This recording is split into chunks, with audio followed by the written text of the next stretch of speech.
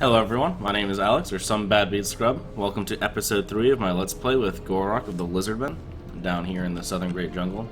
I did go ahead and pass the turn since I left off on the second episode, so we ended on turn 16, it's now turn 17, just because I was at the end of the turn anyways and figured I probably shouldn't start with the loading screen. To summarize, we are Itza, started from here. We've taken a couple cities, including completing this 3-city province, and what I've since learned is the capital of the Pestilence faction, Oxel, down here. I don't know how to pronounce that. If I'm butchering it, I'm sorry, but I'm not sorry. So what's currently going on is I can build some buildings. I do have a full stack. I would like to revisit what that stack's made of, because I don't love these Skeek Javelin units, and I got some better range options in the form of Blessed Chameleon Skeeks. But before I can do that, there's this obnoxious little army of Pestilence wandering my territory that I'm not a super fan of, and eventually I'm going to have to worry about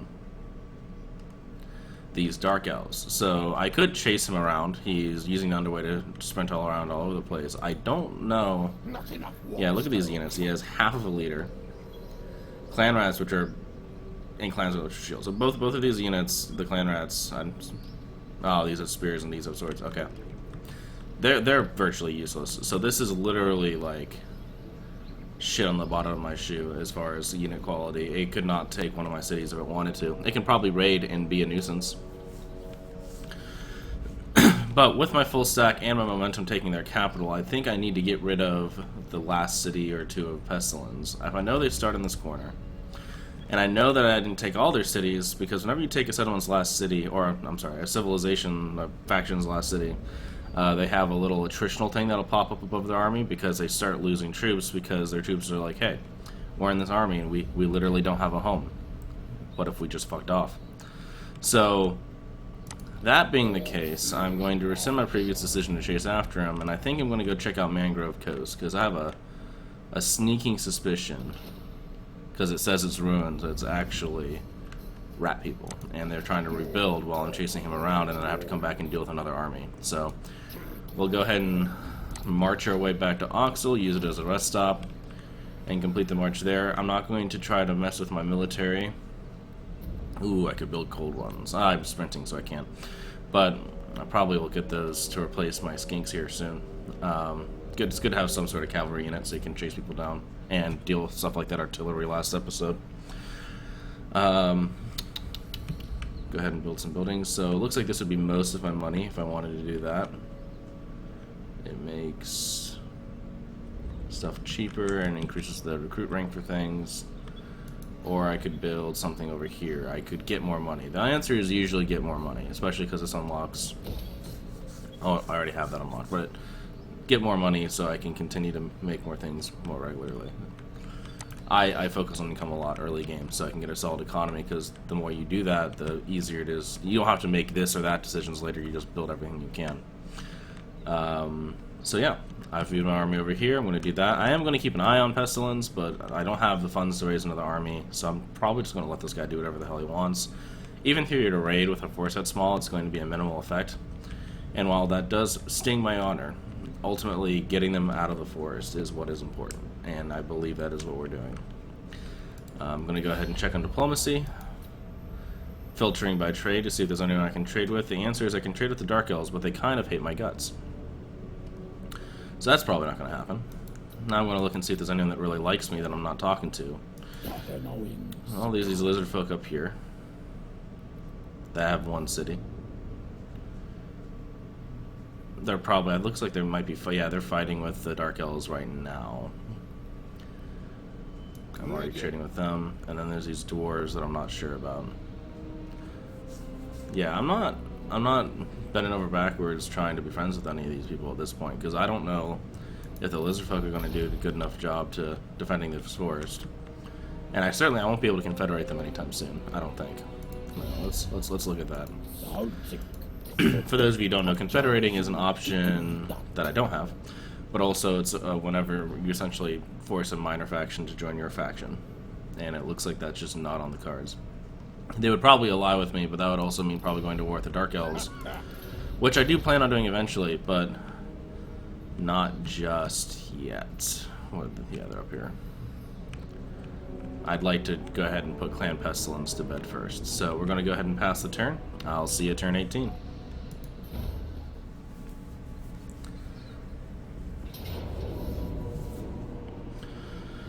Hot damn. Okay. So, looks like they're ballsy and they're going to try and take Ixlotl. And like I said, look at the bounce power here. They're literally pissed on the bottom of my shoe. So I'm just going to auto resolve this. There's no sense in watching the shit stomp. And a shit stomp it was, but for your viewing pleasure.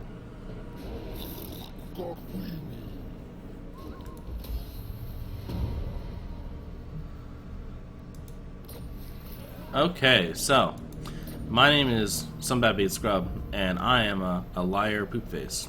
Apparently, Clan Pestilence is gone.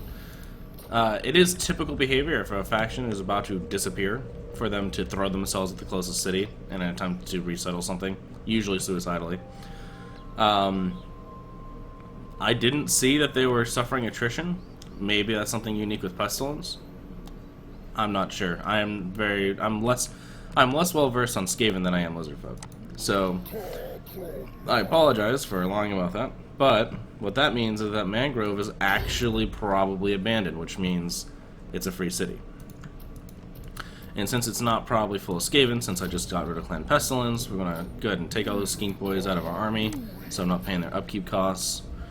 I would like to build feral or cold ones, but I'd have to stay in the area for that, and I'd really just kind of like to get to Mangrove Coast. So, it's going to take me 2 turns anyways. I'm a liar once again. So I'm going to go ahead and go here to the edge, because next turn I'll be able to reach there. And since I'm still on the edge, I can go over here and go, hey, I can has cavalry. I'll still be missing 1 unit, but that's fine. Oxus still wants me to build that. That'll still take almost all my money. Or I could build this thing that increases the growth of my primary settlement. I think I'm going to do that. Alright, so we got that going on. Life is good.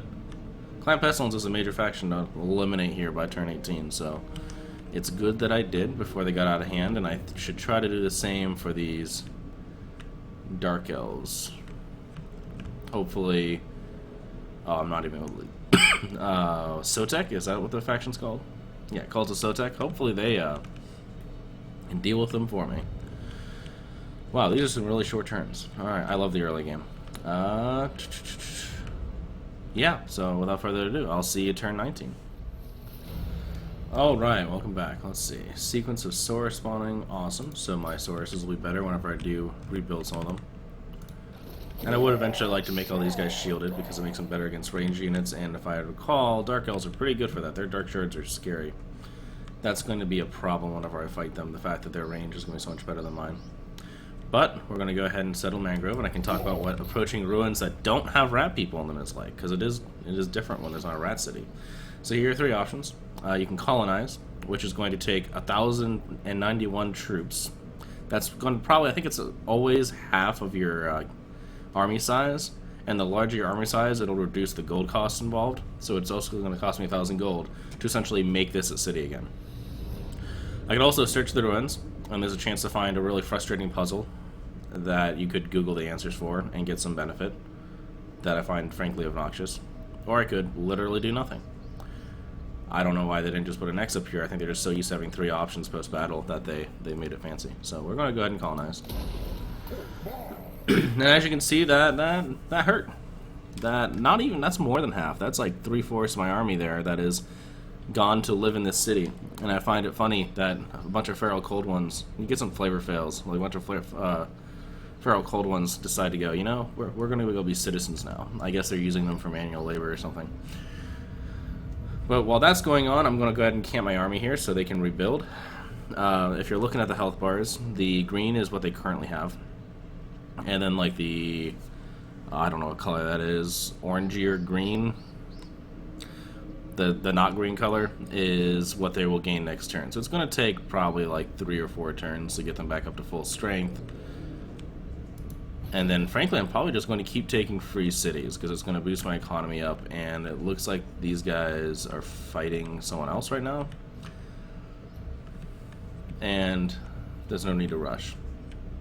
Oh yes, look, they're up here fighting High Elves. Speaking of, we found the High Elves. I don't think we were talking to them earlier. This is Teclis's clan. He's the brother of Tyrion, the main elven dude who lives up in this area in Lothern. I know he's a powerful mage, and I don't know much else about him because he's always down in the corner of the map. But look, I'm even more down in the corner of the map, so we'll get to interact with him. In general, I try to stay friendly with the other Order factions, and by that I mean the, air quotes, good guys like elves, dwarves, men. I don't go out of my way to fight them if they're not being dicks, especially if he's going to be helpful against the Dark Elves. Looks like he's pretty neutral on me as of yet. Give us a quick show. He likes the fact that I dunked on Pestilence. He doesn't like the fact that I have great power. Why? Because I have 1 stack of troops. You should build soldiers, then you wouldn't be jealous.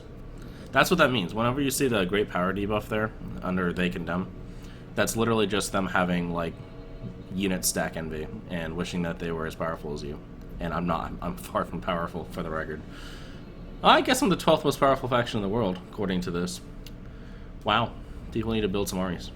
But, that can cause issues, especially whenever you own half the map, and that goes up to, like, -30, but it's not a big deal. We could try to trade with them. I think at the very least we should do that. So as far as role-playing as Gor Rok, oh, okay, fuck you too, Teclis. Well, you'll like me more when I fight the Dark Elves, I'm sure. But they're... Okay, so Star Tower is not even, like, suitable climate for me. And Fuming Serpent is suitable climate, but it's off the coast. I think if they help me fight the Dark Elves, Gor Rok would be willing to let them have their little island. If they start making colonies and land in the jungle, I'm like, wait a minute. You're not Scaly. This isn't your jungle. Get out of my swamp. So we'll look at that. These buildings are literally nothing. But it's what you have to build. So not only do you just pay money to settle, you then have to pay more money to give them the basic settlement building, but it is worth it because settlements are good. Yeah, there's still a good amount of scathing corruption here, and there will be for a while. If you see it has a local populace too, that, I don't know if it ever goes away. It doesn't easily go away. That means that this area is like just naturally like somewhere Skaven are from, and therefore getting rid of them is not so easy as just killing them all, because I guess we're not literally Hitler. Ink from all buildings 10%, that'd be really dope. I like that idea. Or I could build a thing that helps with my replenishment rate, which isn't in the area. We're going to go ahead and boost that economy. Let's see what technologies we have. I could do Tablet of War, income from post-battle loot goes up, or Tablet of Crafts, additional tradable resources produced. I'm not trading with a lot of people, but eventually that's just going to be my income track in general. So we're going to go ahead and do that. Gonna get that sweet economy going. Get that gold so we can get that lizard folks to eat all the Dark Elves. Doors are behaving themselves. They will honestly, like, doors will stick in the mountains. So for similar reasons, I might be fine letting them have that, maybe. Although that looks like it was a lizard. It has dwarven architecture, but it's named like it's a lizardman city. And that one straight up has lizardmen in it. Sweet. Okay, good. See, as long as they behave and don't go to war with other lizard folk factions, are they at war with other lizard folk factions? Onward. Oh, they are. Yeah, might have to jump in on those doors, but they are definitely tertiary compared to the Dark Elves. The Dark Elves are an active problem in my active jungle, so we'll go ahead and pass the turn. Your prestige grows, my lord. News of your conquests spreads far and wide. Your developing power is noted by even the most distant of kings and bestial lords. Awesome. So, like the man said, we've hit the first milestone in being a faction worth talking about by having a lot of cities. So I got us some bonus gold. We'll put that to good use. Gor Rok is continuing to get traits and being a good boy. Our populace is happy. Times are good in Lizardman territory, and so now I need to go get 8 settlements. in due time. So I could wait for them to heal more, but like I have a bunch of excess gold, and I'm just going to lose them all again whenever I settle Chupayatl. So I'm just going to go ahead and do that. Oh.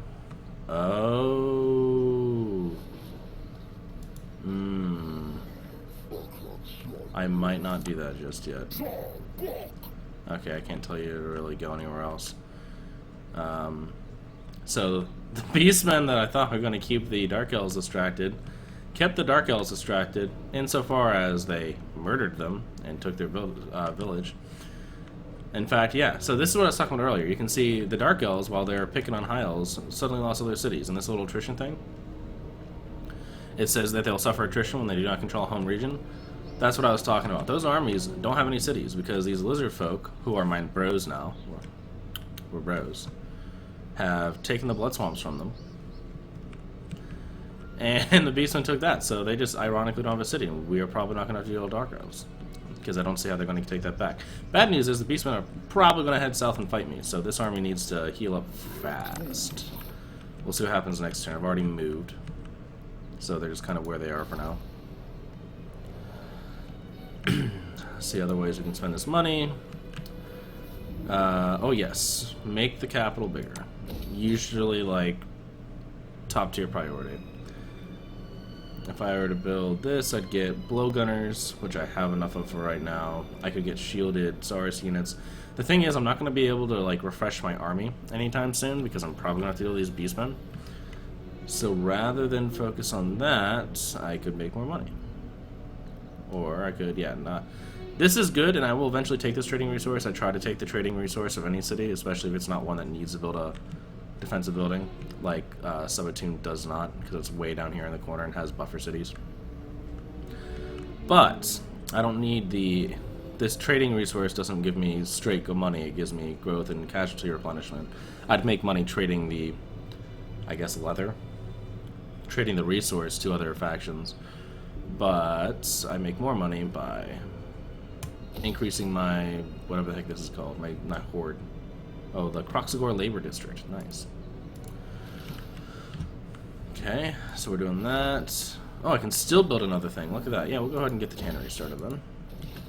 Thank you, bonus gold for owning a bunch of cities. And now we're back on watching what these hoof-footed bitches that are the beastmen are going to do. Good thing is they lost a good amount of troops, it looks like, dunking on the Dark Elves. Alright. Let's see what they do. Alright, so some stuff has happened. As you can see, oh, even more stuff's happened. So Sotek came down, took marks of the old ones. A little bit concerning because it means I'm not going to be able to complete this province. And that makes me a sad panda. But I mean, at least they're doing well, I guess. And honestly, like, I feel like I should be friends with them. I'm just worried about them limiting my upward growth if I can't confederate them. But that is probably a later issue. The Beastmen decided to come down and fight me because they didn't want to mess with the clan of Sotek, which is rude, in my humble opinion. I think they're going to regret it here in a second. And the Dark Elves are still over here taking attrition and being sad that they don't have a place to live. So, we're going to go ahead and get this episode's combat in, I think, and get these Beastmen out of here. I actually think they're not coming after me, they're just trying to run away. Or they're coming after me. I honestly don't know. But they made the mistake of showing up next to me. I think it's a ballsy move.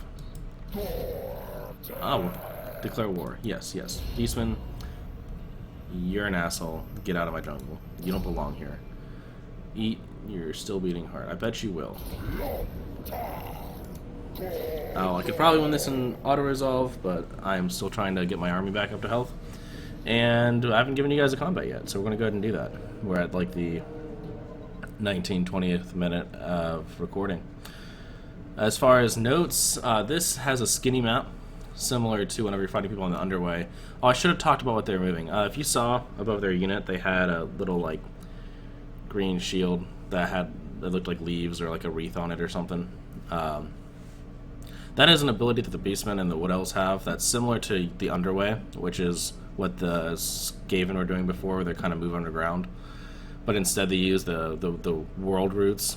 It's something like with roots that extend, yeah, like you see how this is all old foresty and kind of underground.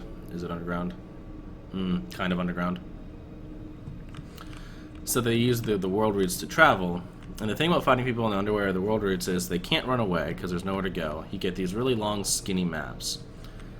And it can be very good to ambush people in world routes and things like that. We're going to gamble. I want more magic to blow up more people with my frog wizard. Yeah, get that magic. As far as their units, we'll start deployment. Holy monsters units, Batman. They got some big frickin' Minotaur boys. Cygors? Specialist artillery. I'll say. Hot damn, they're just gonna lob rocks at me, so that's a thing. They got some war beasts, so I wanna, that's a cavalry type unit, so I wanna get my spearmen against them. Look pretty nasty. Good old Minotaurs. See how they stack up against me. Let's see, they're 66 leadership. I beat them on leadership. They beat me on melee attack just barely. We're tied on defense. They have much better weapon strength. A lot better weapon strength. So, unlike the Skaven, I'm not going to be able to just take these guys necessarily in a one-on-one fight. But once again, these guys, they're large. And so, spears will be useful. It's too bad I only have 2 spear units. This is just a lot of large units. There's nothing... They don't have... Oh, they had satyrs on the loading screen, so there's units I can't see. But I'm going to have to be more careful. And the balance of power is still my favorite, mostly because I outnumber them a lot. But... Let's see, I'm just going to dump all my units back there. Let's look at my... deployment area. I got this weird fucking thing in the middle of it that's going to stop me from cornering a cohesive line. So here's what we're going to do. First of all, we got Vanguard units. I get to talk about that. This little symbol here means that they can deploy outside of the normal deployment zone. Up to, I believe, this line. Yeah, so you can put them here, can't put them there. So that's really good for setting up ambushes and dealing with things like artillery, similar to how I did before, but even better. The problem with it on this map is I don't want them walking into my units and seeing them if they're hiding in trees. They are chameleons, so maybe they can get away with. Can I sneak them back here? Oh, that would be dastardly. Maybe I can put like a single unit. No. Nope, can't quite fit them in that space. That would have been a dick move anyways. But what I will do is not put them right in front of the cavalry. We'll put them kind of bunched up over here if I can. No. I don't know how I'm going to position these guys so that they're not just getting got. So I don't think I can get away with that this time. Which is a shame. And honestly, like, banging up is nice, but you want to make sure that your troops aren't getting cut off when you do so, or else it can hurt more than it helps if those guys just got surrounded and eaten by cavalry. So, because our spearmen is going to be so important, we're going to go ahead and form our basic line with our guys back here, I guess, since we can't form it in front. We'll keep the shielded mace units back here to reinforce where they need to be. And I'm going to put 1 spear unit on each side so they can respond as needed to the large units. They're not like Achilles here, like, oh, they automatically win against large units, but you're going to want them in a fight with those large units. We'll put Gor Rok right up in the middle to inspire people. We'll put Mage Boy... He's not going to be as effective here because there's not large amounts of tiny units to blow up, but we'll see. We'll put them back here. The Skink Boys, what we will have them do is we'll have them skirmish. So we don't want to put them too far out because they have cavalry. But I'm going to put them like right here so they can do like a shooting retreat, if you will, and kind of like run back as they're approaching.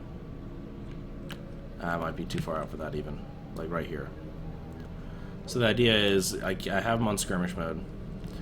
The troops will come up, they'll be shooting at them with their little blowguns, and then we'll scamper off whenever they get too close. That leaves my cav. These little feral cold one boys. You know, what you see some of my units. Eventually these will be our mounts and cavalry, but now they're just kind of doing their own little thing. They're prone to rampage, but they're also armored and armor piercing. They're really, really cool units, honestly. And what I want to do with them is I want them to cancel, just straight like delete and cancel any range units that are coming up. So I'm probably going to have, I don't know what side they're going to come up on, so we're just going to guess. And I'm going to put one group of feral cold ones over here. And two over here.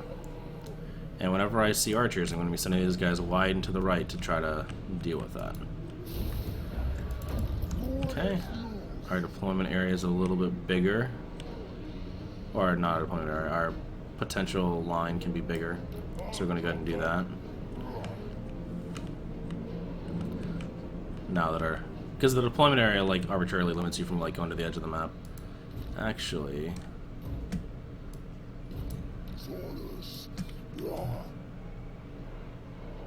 do like this, because they're not going to be able to walk through the water anyways. What are they doing, speaking of? What's the range like on those guys?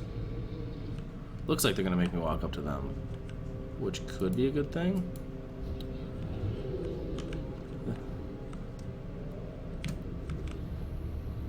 I can't even see the edge of it. They're going to be throwing rocks at me half the time I'm approaching. Okay. There we go. There's their range. So we're going to go ahead and move our front line to the edge of their range and see how they react.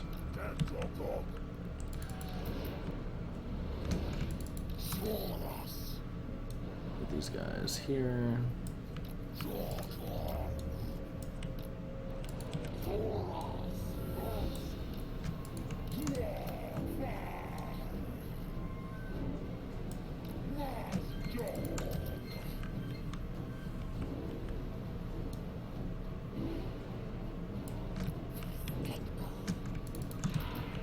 Just gonna kind of have my cavalry join together and get back here.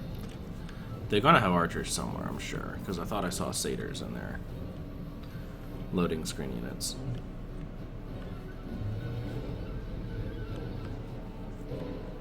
Do I see their general? I don't even see their general. Yeah, there's something going on here.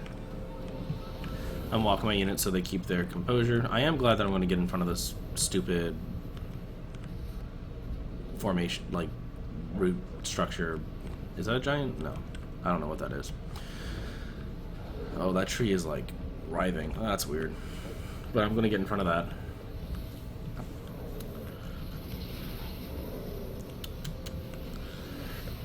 So I can have a cohesive line again. Which will be nice. Go ahead and quadruple speed it while we're marching up there.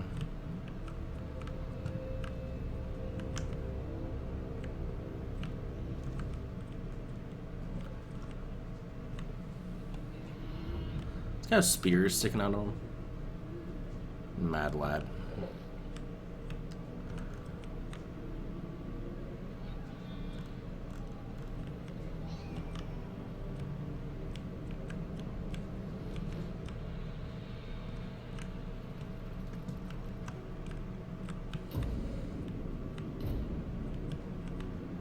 Nada.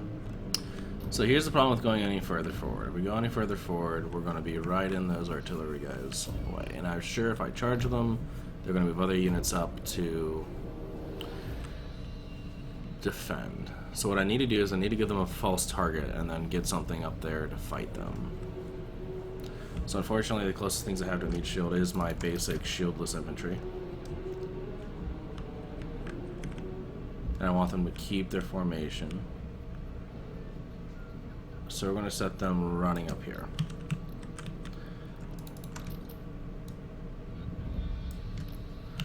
Yeah, they're going to start taking rocks. Skink boys. Start firing at that guy. We do not want to quadruple speed this. Shit, that might have been bad.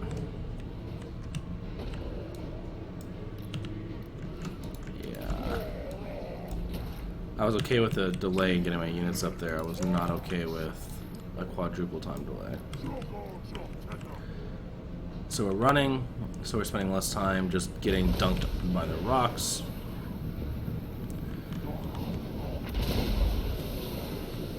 Oh, that blows. That blows. And you want to try to keep your units as unbunched as possible, which is hard because we're being forced through choke points in the terrain. But just like my wizard's spells,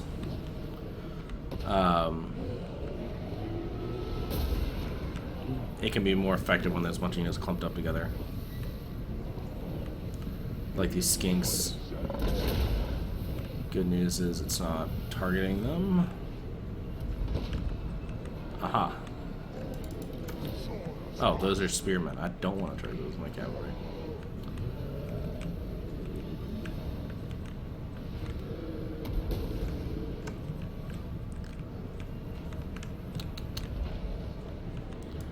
Okay.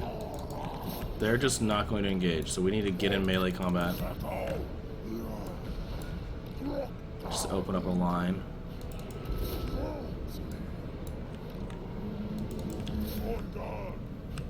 I'm not going to win all those fights, but we need to get up in melee so they're less willing to use their artillery. Granted, it looks like those Cyclops things can fight me pretty well besides. Where do I want to send these guys? I'm going to send these guys to help these Minotaurs because I think they're going to be a problem. I'll send my spearmen to start fighting the big Cyclops. Gor Rok's going to get in here somewhere. Where's their leader unit? There he is. Gor Rok's going to go throw down with the leader. And Mr. Mage Man's going to get up here. Let's see, that's a word for himself. Cold-blooded. Stops rampage, plus 16% leadership. I don't know if I care about the leadership right now. So as far as his ability, where am I going to get the most effect? I'm probably deleting that spearman unit. But I'm really nervous with these big guys, and I can get a bunch of them right here. So let's see how he does against large units.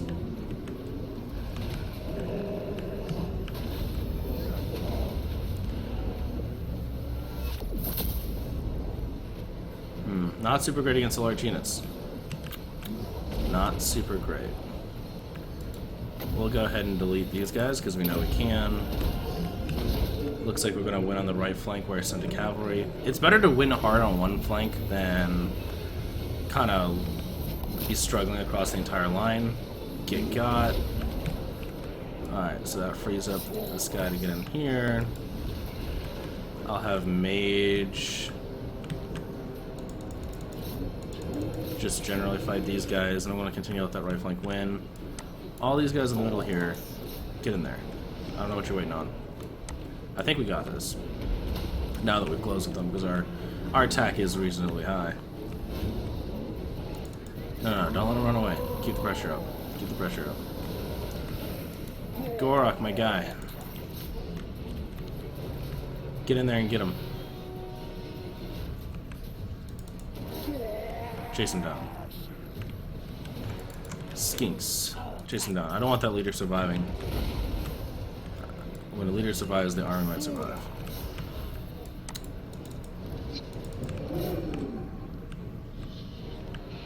Okay. Looks like we have one artillery piece still up. Oh, two.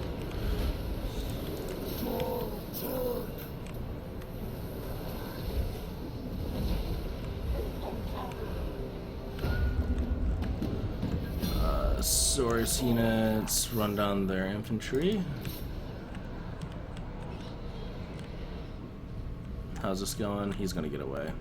Bastard. Bastard. Alright. May as well have literally everyone but source units then. Try to go with this guy.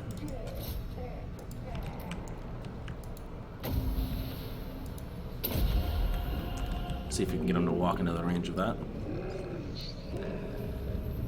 Yeah. It did some damage. I don't think his stuff is not going to be effective against large units. Yeah, so strong versus multiple. Yeah. So, we're just going to chase them off the map. We're not going to be able to catch up. But the source ones ran out of targets. Alright. That was the battle. I frankly lost more than I would have liked, but with their army composition, I don't think that was really avoidable. Those are pretty nasty. My concern is, did their army survive? We're going to go ahead and do the punishment option and eat some of them. He did survive. Good news is he didn't run too far. Go ahead and upgrade my guys, and then I'll go right back in after him. All in on source units. Want to make those guys as good as we possibly can. Okay, so I got Arcane Conduit because that improves his reserves, which is good. We got that last time. These are all passive abilities. I can debuff people around me. I can make my dudes immune to psychology. Give him the personal shield. Honestly, I'm just going to keep discounting these spells for now. Eventually, I think a lot of those are good effects, but I'm not dealing with all the Fury units. And we're going to chase them down again. Now, because they've run away once, they're not going to be able to run away again. And as you can see, they're wounded. This time I'm just going to let auto-resolve do its thing. You guys already had a battle. Lost a unit of Saurus or two, but it's fine. We'll be able to replace them pretty soon with shielded variants anyways. I'm going to kill and eat them. And that deals with the Ripper Horns. Got some good stuff for my army. Go ahead and build some buildings. Get that dock started. That'll be great for trade. This is our first coastal city. Since we're going to need to rebuild our army soon, it looks like, I'll go ahead and get started on that. You might be wondering, why do I keep skipping this? Because its effect is okay, but I don't need it, and I want to make sure there's not other buildings that I need more, like this one. And it looks like we ranked up again. Gor Rok's ranking up every time he fights. I love the early game. Let's see. Victory brings obedience. That just makes him... Obedience brings victory, my bad. That just makes his leadership aura much better. I'm not having a problem with leadership right now, to be honest. So I can make my skinks better. I know I'm going to have cavalry, which I think is what this is. Pterodon, Rhipidactyl, and Cold One units. Yeah. And that's Carnosaurs. Yeah, so we're going to go ahead and start upgrading the Cold One tree, because eventually I'm going to have good amounts of cavalry, I think. I enjoy using them. And Cold Ones are nasty, so any faction that can use them, I enjoy doing so. And that's that for that turn. That's also going to be that for this session. So we're at about a 40-minute mark here, 35, 37 minutes. I'm not sure how it's going to come out after editing. I talked to a friend, and he said that it was more important to release things on multiple days than it was to have longer episodes once a week. So while this video is going to be a little bit shorter than normal, my goal is to ultimately release more content for you guys over the course of the week. I'm going to batch record a bunch of stuff today. I'm going to try to do like half an hour, 40-minute episodes. Try to get at least one combat in per session, but that might not always happen. And that way there'll be more bite-sized chunks for you guys. I can release them throughout the week, so I'm tricking the YouTube algorithm into thinking that I'm just doing nothing but recording, because not all of us can quit our day jobs to record every day. And we'll see how that works out. So appreciate your patience in the change of